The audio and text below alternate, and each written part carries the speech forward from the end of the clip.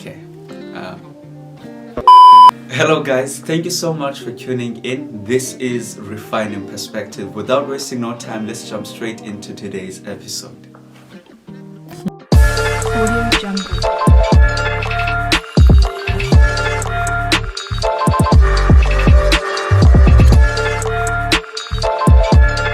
Audio Jungle.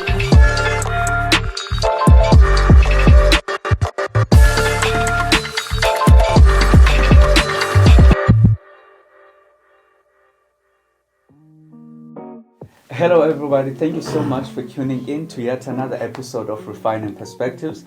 We are back with our guest, Mbulelo Neza. Yeah. So please interview us. Hello everyone, and thank you guys for having me here again. Looking forward to refine the perspectives. Thank you so much. And always I'm with my brother. Bohlale Buzali. Yes, The man can you please himself. greet the viewers? Hey guys, so you guys awesome. Hope you guys have subscribed on our channel. Glad to have you back. Last week we were talking about gender-based violence. Yeah. It was a very uncomfortable one. Yeah, it was really thank an you, Tambu, uncomfortable for conversation. joining us in that conversation. And I did know that we did have that conversation even outside. Yeah, and today we are back with Yeah. Tambu because again we're tackling such a it's not an easy conversation. Yeah, And bro, I want you to lay it down for us really well. What are we talking Yeah. about today? Yeah. And also to urge the viewer to interact with us on the comment section below, and please subscribe if you have not yet done so. So guys, I think the essence of what we are here to talk about today is why is it that as black people do we hate ourselves, kangaka, kutheni sizicapukela kangaka, and this is shown manifest in how we relate with one another. We relate with one another in terms of competing. We are jealous of one another, we envy one another, and it's easy to kick a horse while it's down. Maybe just to make an example of what you're saying, bro. Because of what do you mean by we hate each other? And one example that I can make, and I'm sure even the viewer will relate to this. How many times, and I've heard it many times, and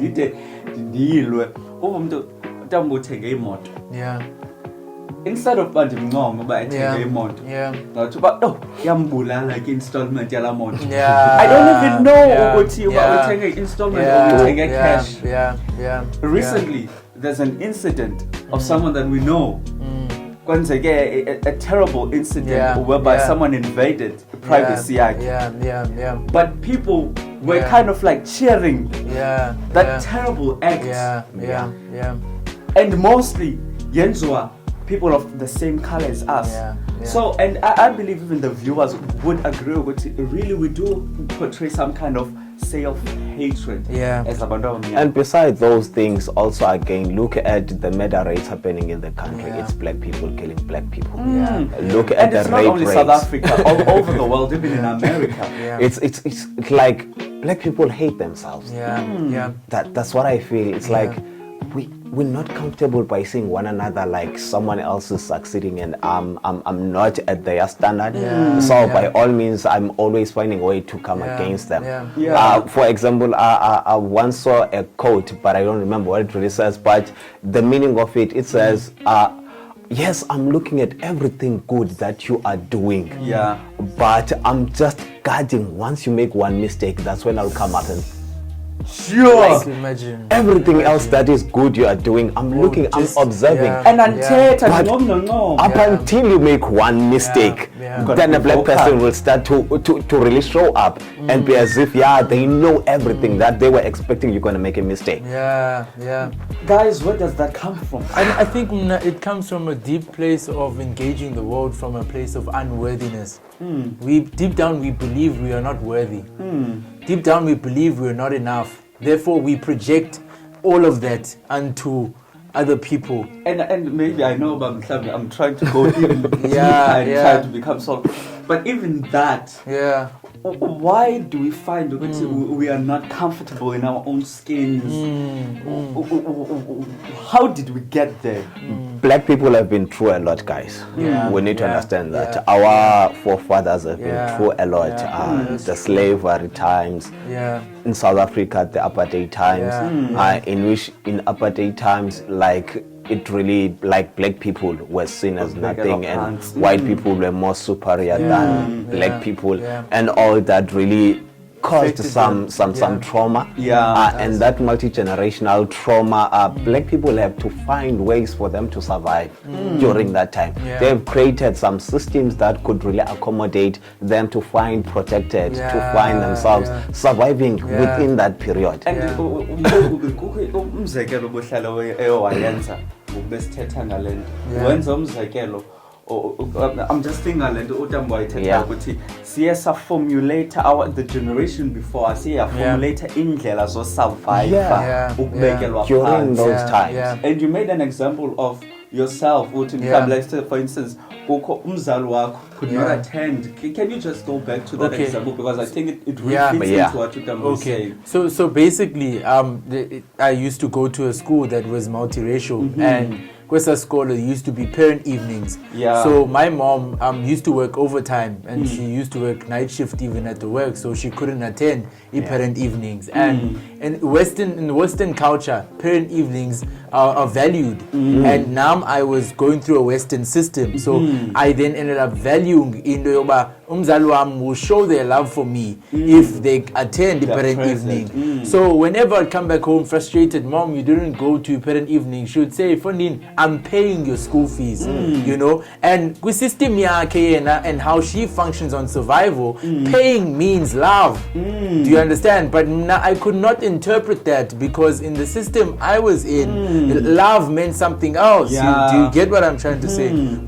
And perhaps that shows the state, you know, we find ourselves in, Tina, today. You know, we find ourselves in a state where, because it's a culture that our parents then developed through those systems. That's a culture they created for themselves. And it was based on survival. It was based on an oppressive system that wasn't in their favor. And perhaps, bro, I think what I'm getting from what you're saying, one of the struggles that we are faced with is that we are having to deal with two systems. There's the system that our parents grew up with, and again that we've kind of been groomed kuyo. And then now we're introduced to, if we can say, Western system. And how these two systems operate, they're very different. And now how does that play out to add to what we were talking about, this self-hatred that we kind of see namhlanje playing itself out? We need to understand again that our parents have been through trauma that has been undiagnosed or that has not been treated. For example, we're in an apartheid time, and in 1994 change happened. Change was instant. It happened, and we got into democracy. But our parents didn't transition to democracy, in which transition is a process of transformation to adapt to change. Meaning there's a form of liberation that's taking place in Tambu. So you take people, you take yourself, you take your mind, and you kind of like move to what is now currently happening. How does that take place without diagnosis? It's really difficult. It's impossible. So perhaps maybe because before we even get to the end of today's conversation, because we still got some time, maybe one of the problems is that really we've never sat down with ourselves and said, there's something wrong. There was something wrong with the system, and it messed us up.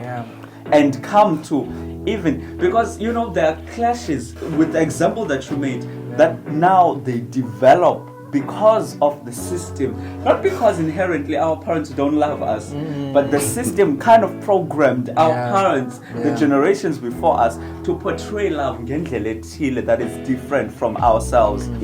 And I'm just thinking, really, then that contributes even to how our parents and even ourselves end up adopting some of those survival instincts of wanting to portray love because you'd find that back then you would find there are few black people who are coming up to succeed.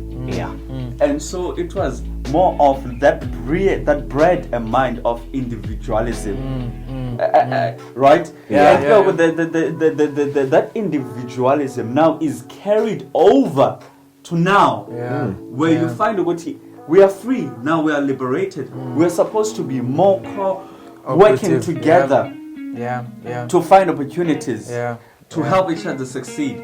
But in this time, since sinala mind of state of lacking, state of being deprived, that post-traumatic stress. I think, Tobbs, I don't think ngakwazi. My mom is 51 this year. I don't think position man ngakwazi ngihlalisa phansi. She'll fight you. Beautiful. Because what you're saying right now is you're going to what then?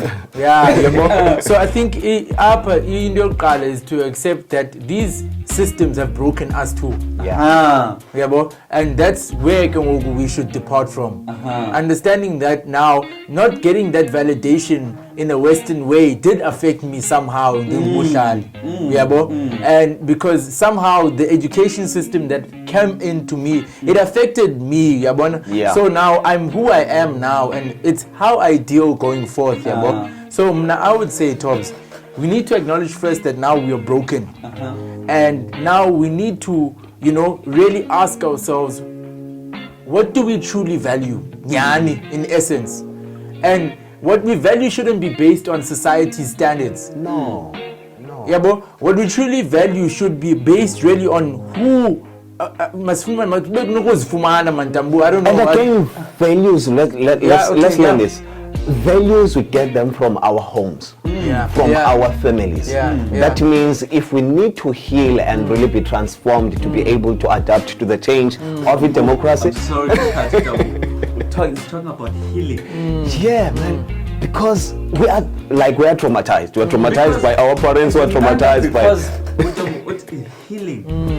And I think that's the root cause of why now we hate each other. Because you haven't healed. We haven't healed at all. Because I remember even before we had this conversation, you made an example. Sometimes you made an example. You would find that utambune business. And akafuna uqasha umuntu bazomncedisa kule business because wabethakala okanye wava izitori zabantu babethwa so and so. That's true. And so now because he hasn't healed from that, now I'm still traumatized. And I really can't have you bring someone in. Because I'm expecting you will do the same thing. Now, just balance me here. How does the practical process of healing take place when we haven't sat down really and this conversation and have these conversations? Because I think as we learn them through conversation. Do you get what I'm trying to say? Like I for one have never visited parents' evening, but I realize now since we're having the conversation, this is this, and I think what we should drive ourselves to is towards these uncomfortable conversations. In closing on my side, so that really we can find healing.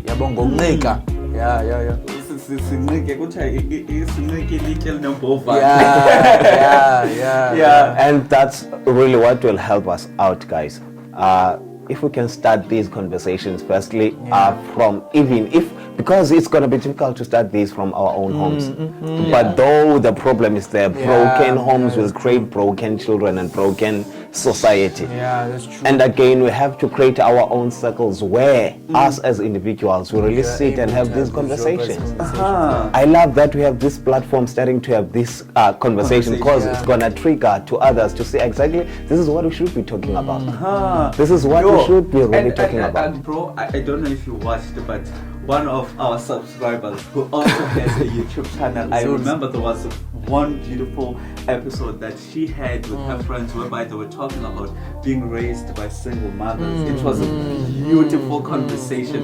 I loved it. If you're watching that episode, it was beautiful because it laid down even some of the implications and izinto ezinzima and the kind of, if I can put it in a church language, strongholds that it even builds in us as of the children who are raised in that kind of environment. That they develop. Because I believe, as Dumbo said, if we're really able to start having these conversations, then we're even able to diagnose the problem while we're having this conversation. And once the problem is diagnosed, we know where we need to go to and Sulungi and which values to really adopt to create a culture that will accommodate us in our time. But in the guys, and maybe this is our parting shot, is that eyona nto singayifuni and siyonqena esenze ngathi into outdated is really having intentional conversations. When you start these conversations with Ali, you are being too cold, you are being too philosophical. Bora. But these are the kind of conversations that we have. Remember, they will say you are too philosophical because the conversation will put them in a position of vulnerability, and that's where we don't want to be. To become the best version of yourself, you need to allow yourself to be vulnerable. Guys, thank you so much for tuning in. We love you. We don't want to spend more of your time. Please do subscribe on our channel and let's keep this conversation going, at home, the dinner table, you can even take it out to your friends. Thank you so much. Yeah, that would be beautiful. Imagine having some of our subscribers sending us videos and everything, saying having these intentional conversations. That heals us. That's what we got. That's what we should start. It should be a trend now. Guys, thank you so much for joining us. Dumbo, thank you so much once again for joining us. Thank you, guys. Thank you very much. Next week we're going to have another special guest here on Refining Perspectives. And we hope that, guys, really these conversations do spark other conversations. Let this be a chain reaction that starts with you. Subscribe, like, share, and don't forget to turn on the notifications. From me, Tobani Vumindaba. From Pumlani Mulalo Ngeza. We are signing out. Bye.